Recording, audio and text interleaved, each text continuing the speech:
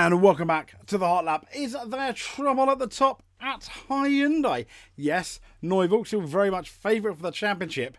He was looking like he could win this rally, or at least finish in a very good position and get that championship. And then came a certain stage that cost him about 30 more seconds than everyone else. And then text messages, Tanak slowed down.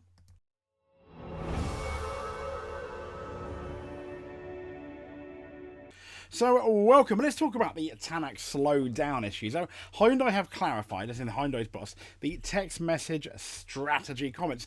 There are no team orders between Neuvilles and Tanak, merely a need to consider risk, insists their principal. Consider risk. Both of them are going to, one of them is going to win the championship. What are you talking about risks? Buffoonery? I don't know.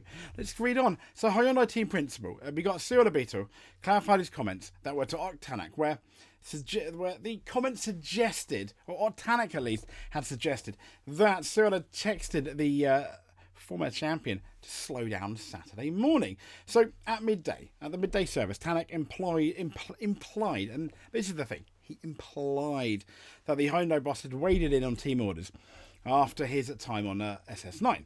Tanak won the first pass by 4 seconds and cut the gap to then rally leader and teammate Terry Neuvilles to only half a second, though he later fell back behind OJ and stayed there until the end of Saturday's action. He said Cyril didn't like our stage time as we started to get some messages. He said, but the middle one, I guess, the rhythm was a bit too safe. Definitely we shouldn't have given that much away, but the last stage of the morning was fine. Now, once back at the service station, Luke Tanak, he clarified the comment saying it already started yesterday. What do you mean? Well, for sure, he said, after Andreas retired, it was very difficult for the team to really balance out the risk to get more points, or you risk to lose a lot of points. It's been very challenging, he said, I guess, for the management to really balance out what we do. Now, asked by Dervish to clarify those text messages, he explained that Abitl had explained he hadn't instructed Tanak to slow down, only to consider the risks involved. If that doesn't mean slow down, I don't know what does. Hyundai had already been reduced to 2 point scoring cars on Saturday after Mikkelsen crashed into the fence and retired a day earlier. Though he can contribute to that Sunday total. Yeah, those Sunday points. We're not really asking to slow down at a time. It's really risk, he said. And I'm absolutely in no position to measure the risk that he's taken. If the confidence is there, frankly, you can be super fast and fine. And equally, you can be slower. But if the confidence is not there, you can actually take more risk. So it's really about that. Come on. So we're really talking about risk. How much you take? Yes, Mr. Risk. He dismissed any suggestion, though, Abitl did, that Tanak would be asked to take a safer approach for Neuvilles to help preserve the team's lead in the Manufacturers' Championship, pointing out that both drivers needed a push to keep Toyota at bay. Yeah, that's sort of right. He said, right now we need everyone's contribution. You see how tight it was. It was tight coming in both championships, in particular the Manufacturers. It's even tighter now. We need everyone's contribution.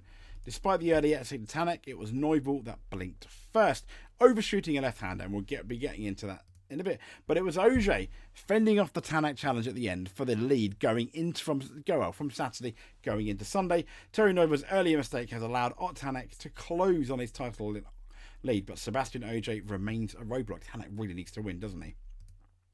And this was the moment. Let's turn that down a bit. And this was the moment, one of the 2 moments that Neuvilles ended up, this is very un-Neuvilles-like. We don't really see him do this much, do we? But there we go. And, what a mess he made. What an absolute mess. Let's have a look at that. He comes to the corner. Hey, I can't rally as good as this guy.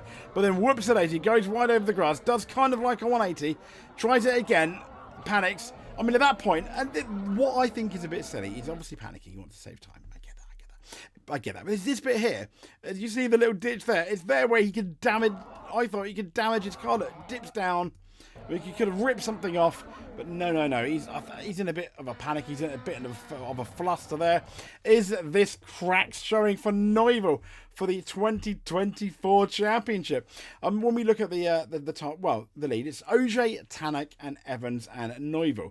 So yeah, 5. So all of them within 39.8 seconds.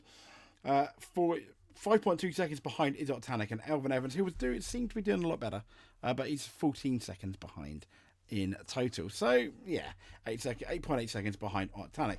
Then you have Katsuta, who was once again looking good, but now Katsuta doing Katsuta things.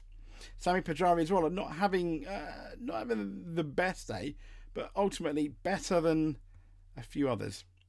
But there we go. So in relation to who could win the championship, well, Neuville will win the championship if he gains 7 points on Tanak, loses the less than 2 points from Ogier, and available points on Sunday is obviously 12. So Sunday we've got 15, 16, 17 and 18. By just over lunchtime, will we have a new champion? That's the thing, isn't it? Will we have a new champion? If you liked what you saw, or if you liked what you see, please give us a subscribe. That would be absolutely fantastic. If you're not subscribed, of course, hit the notification button if you don't want to miss a video. We'll speak to you soon. Stay safe, and maybe tomorrow or Monday we'll be talking about a new World Rally Champion. Are we going to have to wait next month for Japan?